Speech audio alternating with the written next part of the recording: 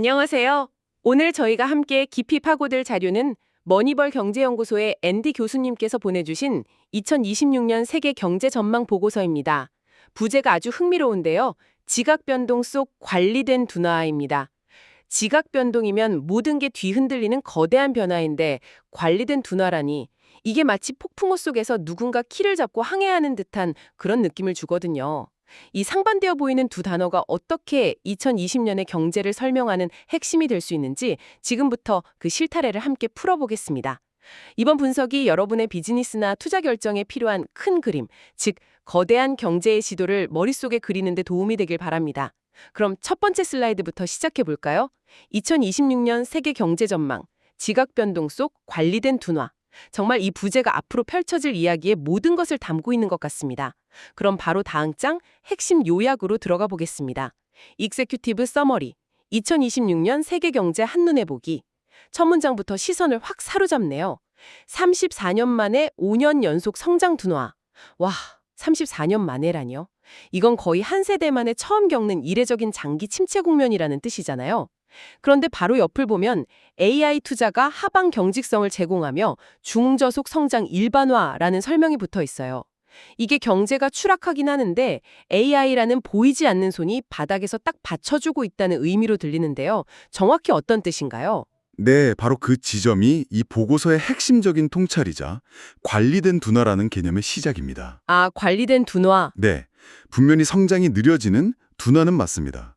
하지만 과거의 위기들처럼 속절없이 무너지는 급격한 경착륙이 아니고요. 완만하게 고도를 낮추는 연착륙에 가깝다는 거죠. 아하. 보고서는 그 연착륙을 가능하게 하는 가장 강력한 엔진으로 AI 투자를 지목하고 있습니다. 그렇군요.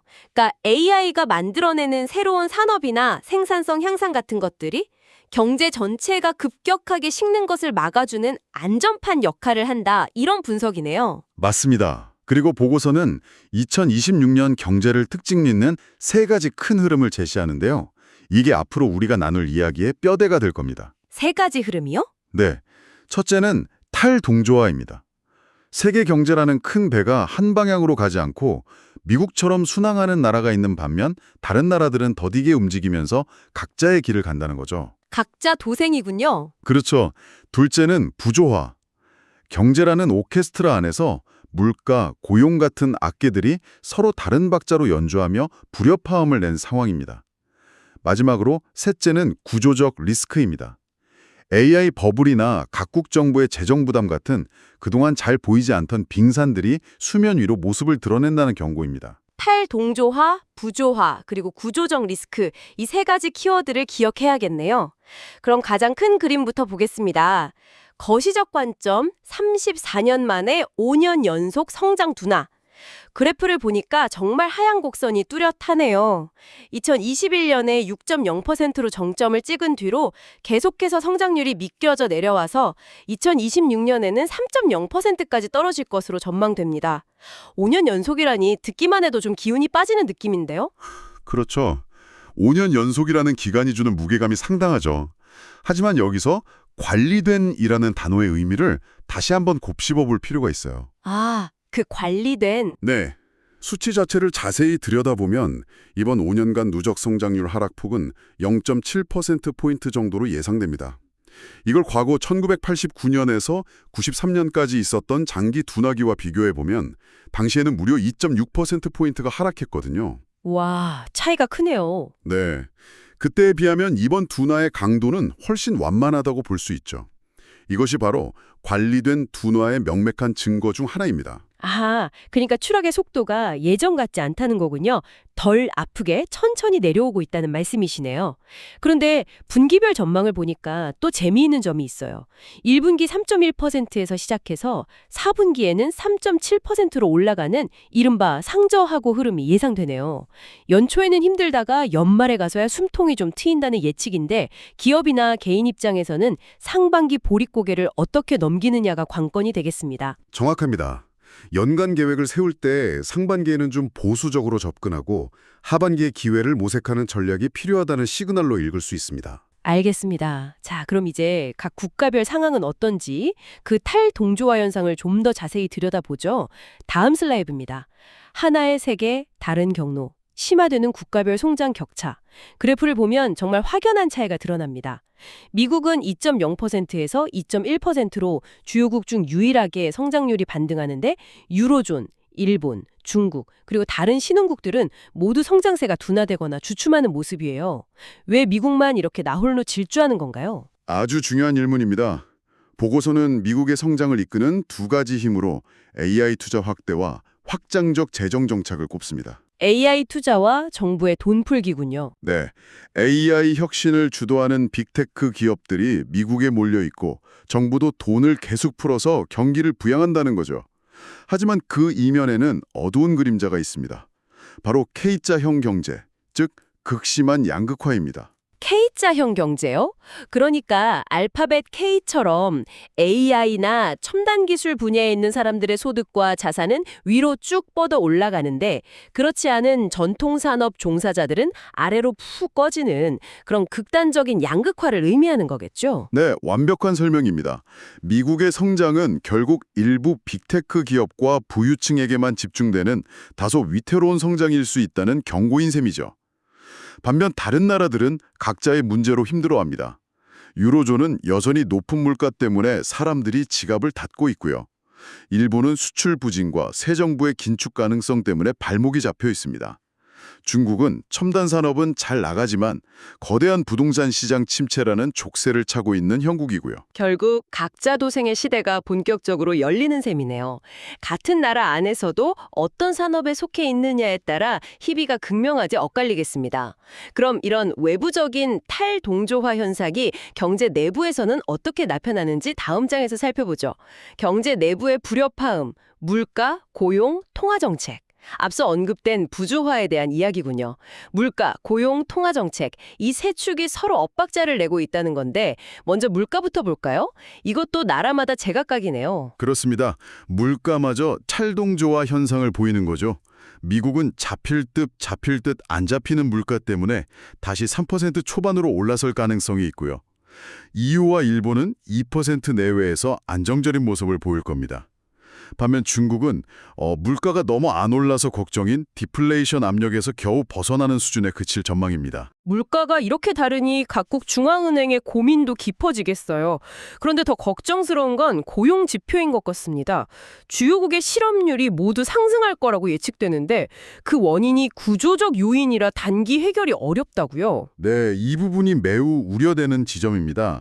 예전에는 경기가 나빠져서 일자리가 줄었다면 이제는 AI가 사람의 일을 대체하거나 고령화로 인해 노동시장의 구조 자체가 바뀌면서 일자리가 사라지고 있다는 겁니다.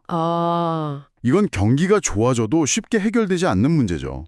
기업 입장에서는 불확실한 미래에 굳이 사람을 더 뽑기보다는 AI 자동화에 투자하려는 유인이 더 커질 수 있고요. 듣고 보니 정말 심각하네요. 물가는 뛰는데 일자리는 불안하고 이런 상황에서 각국 중앙은행들은 어떤 선택을 하게 될까요? 결국 통화 정책도 다 제갈 길을 갈 수밖에 없겠군요. 맞습니다. 미국과 중국은 경기 부양을 위해 금리를 내릴 가능성이 있고 유럽은 일단 동결하며 상황을 지켜볼 겁니다. 그런데 일본은 오랜 저금리 시대를 끝내고 오히려 금리 인상을 고려하고 있죠. 정반대네요. 네, 이렇게 되면 국가 간 금리 차이가 줄어들면서 국제 자본의 흐름에도 큰 변화가 생길 수 있습니다.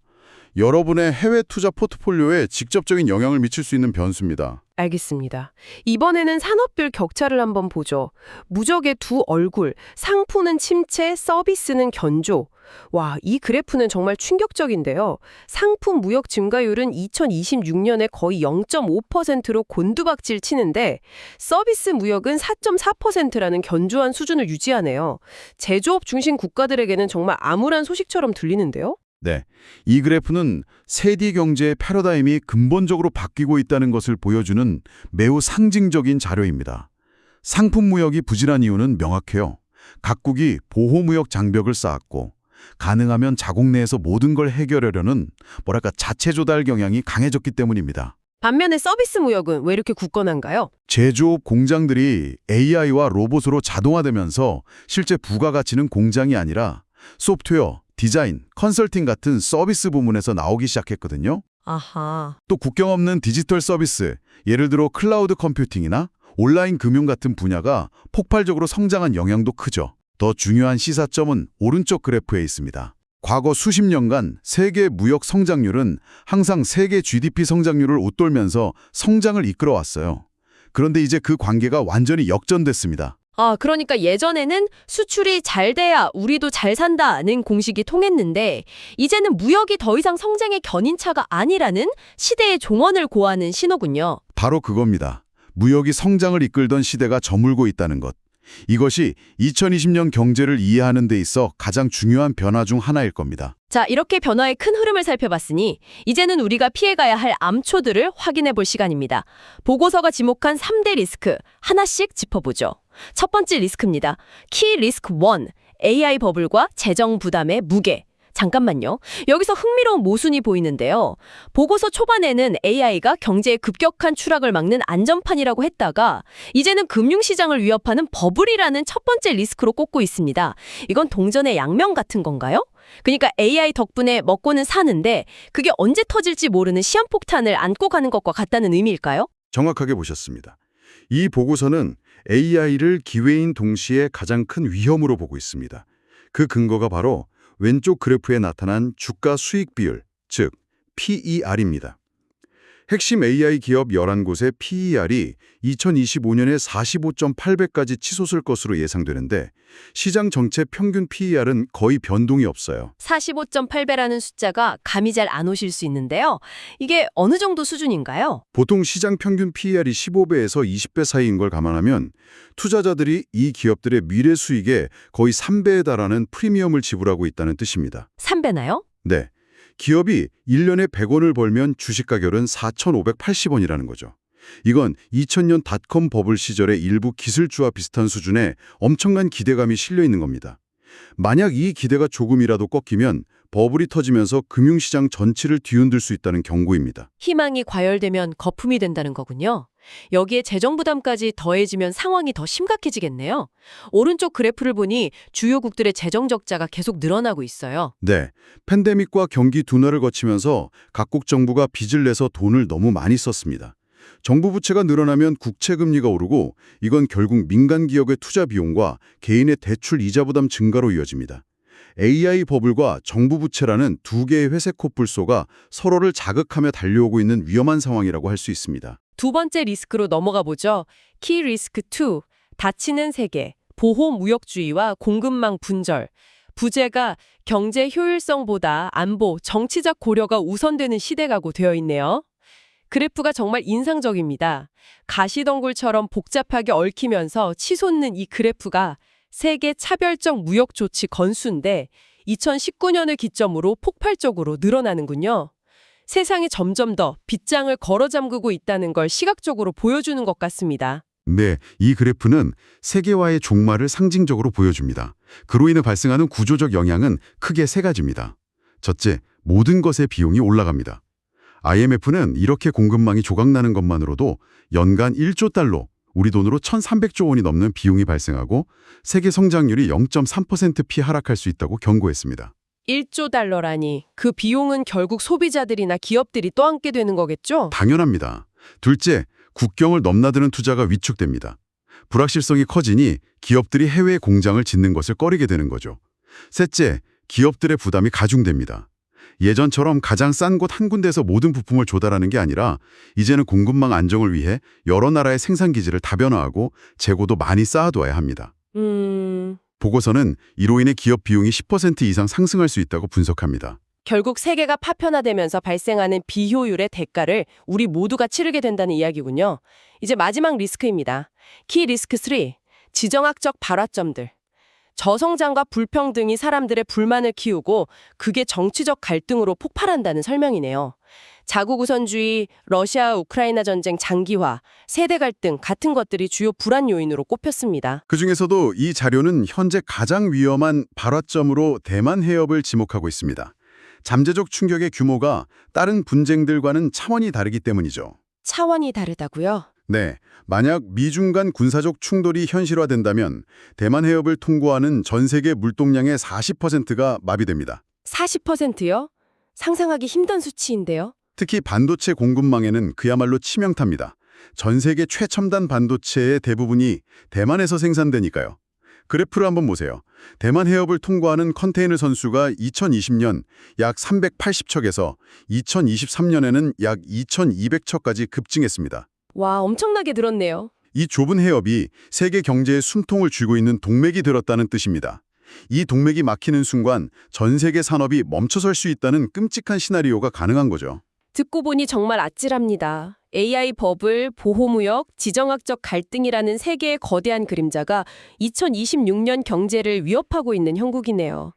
자, 지금까지의 모든 논의를 종합해서 우리는 이 새로운 경제 지형을 어떻게 항해해야 할지 결론을 내려보죠. 마지막 장입니다.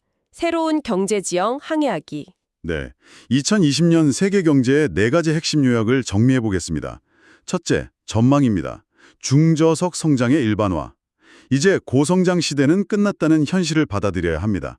그리고 AI가 그 둔화의 속도를 결정하는 가장 중요한 변수라는 점을 이해해야 하고요. 네, 고성장의 종언. 둘째, 변화입니다. 구조적 전환의 가속화. 앞서 이야기했듯 상품 무역이 아닌 서비스업이 성장을 주도하고 제조업 내에서도 양극화가 심해지는 등 경제 체질 자체가 바뀌고 있습니다. 그리고 세 번째가 위험이겠군요. 맞습니다. 셋째, 위험.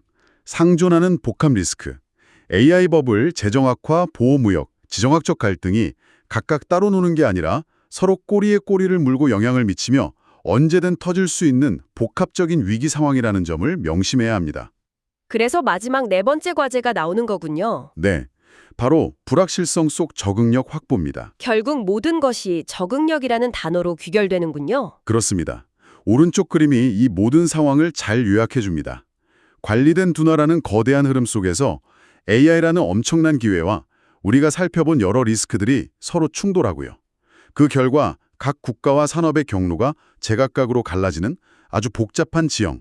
이것이 바로 우리가 마주한 2026년의 모습입니다. 지각 변동 속 관리된 둔화. 오늘 함께 살펴본 자료의 핵심이었습니다. 34년 만에 5년 연속 성장 둔화라는 거대한 흐름 속에서도 AI라는 새로운 동력이 급격한 추락을 막아주고 그 안에서 국가별, 산업별 경로는 제각각으로 갈라지는 복잡한 모습. 그리고 그 배경에는 AI 버블부터 지정학적 갈등까지 서로 얽혀있는 복합적인 리스크가 도사리고 있다는 것을 확인했습니다. 결국 이 보고서가 우리에게 또 청취자 여러분께 던지는 마지막 질문은 이것 같습니다. 당신은 제조업 시대의 논리에 갇혀 있습니까? 아니면 서비스와 AI가 주도하는 새로운 시대의 논리를 준비하고 있습니까? 이 질문은 국가뿐만 아니라 여러분 각자의 커리어와 투자 포트폴리오에도 똑같이 적용될 겁니다. 무역이 성장을 이끌던 시대는 끝났다고 이 보고서는 분명히 말하고 있거든요. 우리가 그 사실을 얼마나 진지하게 받아들이고 또 변화에 적응할 준비를 하고 있는지 한번 깊이 돌아볼 필요가 있겠습니다.